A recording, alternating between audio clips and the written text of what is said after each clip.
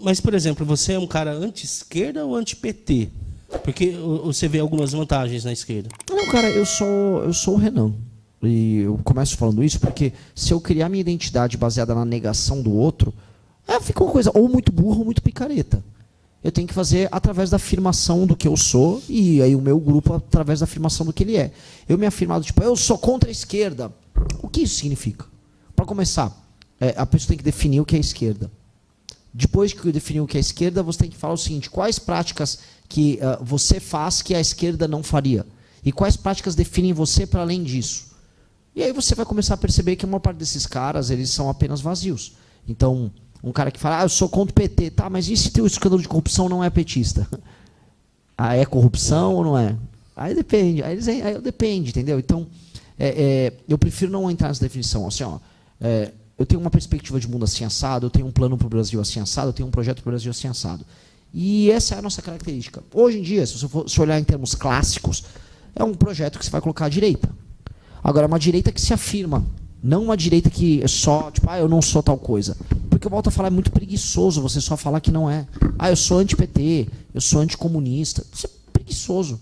Tanto por isso que o bolsonarismo é preguiçoso. É um grupo que não tem muito o que propor. Olha só, estou combatendo aí a hipocrisia. É isso que eles falam, estão sempre combatendo a hipocrisia da esquerda. Olha só, a esquerda falou que gosta do povo, mas os seus líderes são ricos. Tá? Os bolsonaristas defendem e têm alianças com igrejas evangélicas que pregam um cristianismo que eles não vivem na vida real. E aí? Também é hipócrita? Lógico que é. Então como é que lida com isso? Então a hipocrisia de um pode, do outro não pode. Você tem que afirmar algo, cara, além de ficar negando ou denunciando pura e simplesmente. Eu te perguntei isso porque eu estava acompanhando uns stories seu hoje.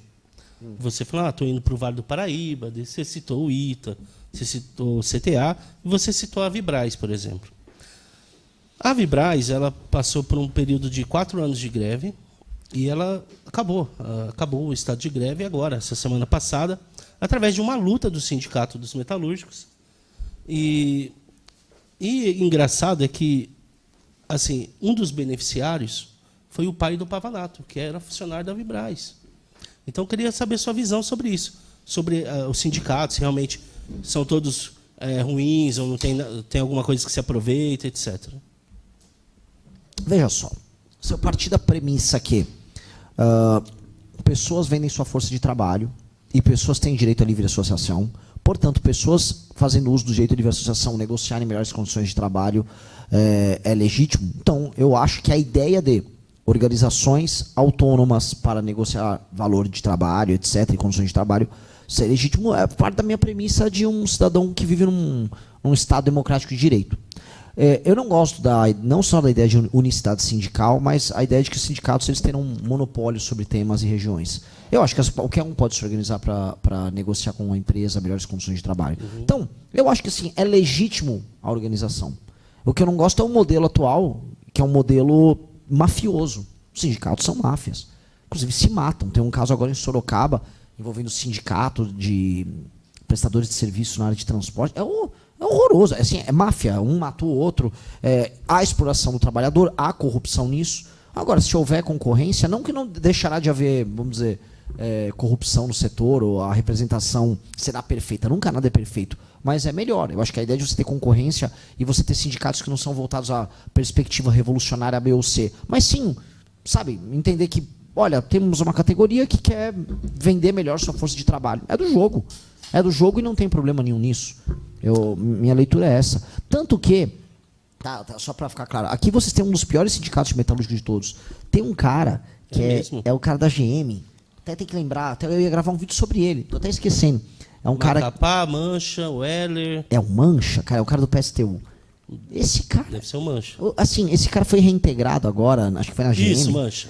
Um sujeito, cara. Um sujeito que fica fazendo uma campanha contra a própria empresa. Tudo dele tem que ser afrontoso. É um negócio muito escroto. Qual o sentido de você ir trabalhar num lugar que você odeia? É uma militância política garantida por decisões judiciais. Isso do ponto de vista das relações humanas e sociais, que é o trabalho basicamente uma tarefa cooperativa, que você tem que fazer de boa vontade. Um sujeito desses não faz, o sujeito desse é um agitador, não faz bem para ninguém. E a empresa ser obrigada a reintegrar um cara que está lá dentro sabotando a própria empresa, isso é um negócio horroroso. Sim, e Falando em questões trabalhistas, qual é que é a sua posição sobre o fim da jornada 6x1? Eu sou a favor do fim da CLT. Eu sou a favor que, dado um conjunto... Tipo Argentina, mano? Tipo, vou dar um exemplo, tipo Vietnã. Eu quero uns regimes trabalhistas mais abertos, tipo a China, tipo os países do Sudeste Asiático, lugares que estão crescendo a taxas muito maiores do que o Brasil, que engessou o mercado de trabalho dele nos anos 40. Eu acho que a gente tinha que ter... Assim, a gente ficou por muito tempo se comparando à Europa.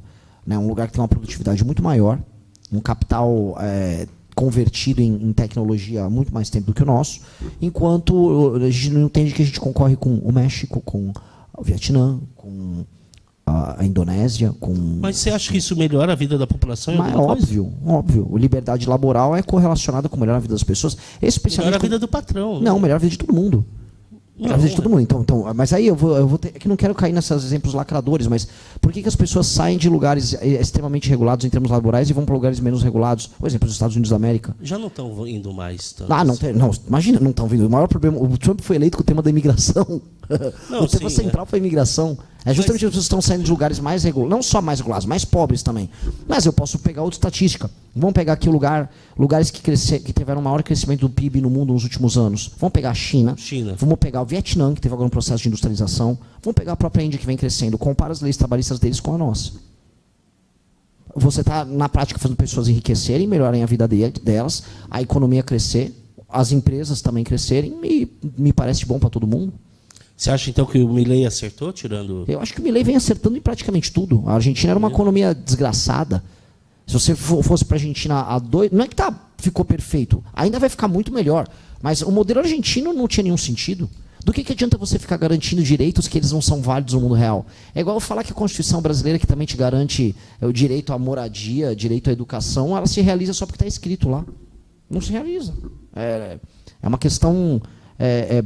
nominal, você bota no papel, mas é apenas algo nominal, não é algo concreto. Você já foi CLT?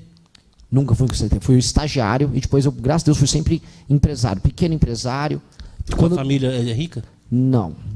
Eu vim de uma família de classe média, depois de uma família de prestadores de serviço, depois trabalhei prestando serviço, trabalhei como aprendiz, fui estagiário por um tempo no universo do direito, e aí fui primeiro começando a aprender com meu pai, depois fui sócio de uma empresa menor, depois fui sócio de uma empresa maior, e aí depois eu parei.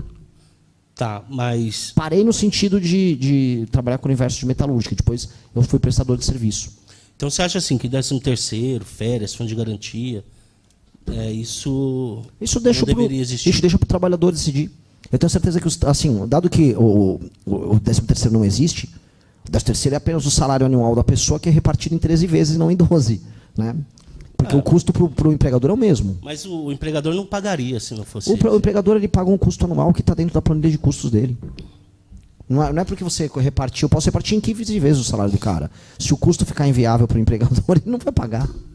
Se você quiser, pode repartir em 20 vezes. Eu faço o 20º salário. Agora, o custo é determinado por uma série de coisas. Se o seu preço final de um produto ficar inviável para ele ter escala, você não vai ter produção. Se a concorrência internacional destruir o seu preço, não adianta nada. Então, na prática, a gente está vendo as pessoas indo para a informalidade e trabalhando de outras maneiras. Hoje, uma pessoa prefere ser um atendente no supermercado CLT ou ela prefere ser um Uber? A pessoa prefere ser um Uber. Ela consegue fazer a escala de trabalho dela de acordo com a autonomia dela. E ela não tem 13º, não tem essas coisas. É que as pessoas não pensam muito no futuro, né, Renato? Mas eu acho que uma pessoa que prefere ser um caixa do supermercado do que um Uber hoje, ela realmente pensa menos no futuro dela. Ela vai ganhar menos, lógico. Não, ela mas ganha tem menos. Seguridade social. Que seguridade social, cara? Você tem uma aposentadoria que talvez a gente consiga manter se a gente reformar? Que seguridade? Que autonomia ela tem? Que capacidade de poupança ela tem? Ela não tem nada. Uhum. Ela basicamente não tem nada. As pessoas acreditam, volto a colocar aqui, que elas têm direitos nominais. E elas sabem que elas não têm. Na verdade, elas nem acreditam. Elas só estão vivendo e sobrevivendo. E elas não têm capacidade de fazer o exercício de negociar a própria hora de trabalho dela, montar as escalas de trabalho dela. E eu acho isso muito ruim. De verdade, muito ruim. Foi um modelo que foi desenhado nos anos 40, nos anos 50, mas o mundo não é mais esse. E nem foi bom naquela época. Nem foi bom. O Brasil ele tratou de se engessar todo aos moldes europeus sem ter se industrializado, sendo ainda um país rural e pobre, que era o Brasil dos anos 40.